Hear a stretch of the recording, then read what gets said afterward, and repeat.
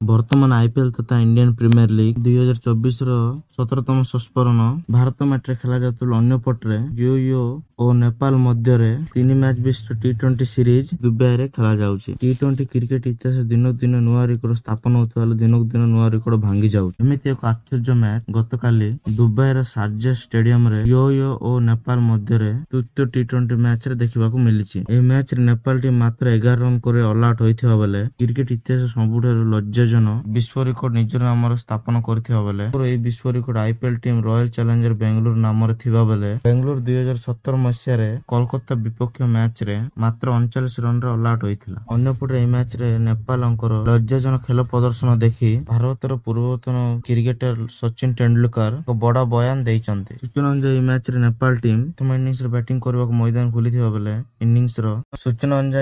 ନେପାଳ ଦଳ ପ୍ରଥମ ଇନିଂସରେ ବ୍ୟାଟିଂ କରି ଇନିଂସର ପ୍ରଥମ ଓଭରରେ ୟୁଏଇ ବୋଲର ଅଫଜଲ ଖାନ ମାତ୍ର 2 ରନ୍ ଦେଇ 4ଟି ୱିକେଟ୍ ଅକ୍ତିଆର କରିଥିଲେ। ଏହି ମ୍ୟାଚରେ ନେପାଳ ଦଳର 7ଟି ବ୍ୟାଟ୍ସମ୍ୟାନ 0 ରନରେ ଆଉଟ୍ ହୋଇଥିବା ବେଳେ ନେପାଳ ଦଳ ପ୍ରଥମ ଇନିଂସରେ ମାତ୍ର 11 ରନ୍ ଦେଇ ଅଲ୍ ଆଉଟ୍ ହୋଇଯାଇଛି। ମ୍ୟାଚ୍ ମାତ୍ର ୟୁଏଇ 1 ୱିକେଟରେ ଅକ୍ତିଆର ହୋଇ ଜିତି ନେଇଯାଇଥିଲା।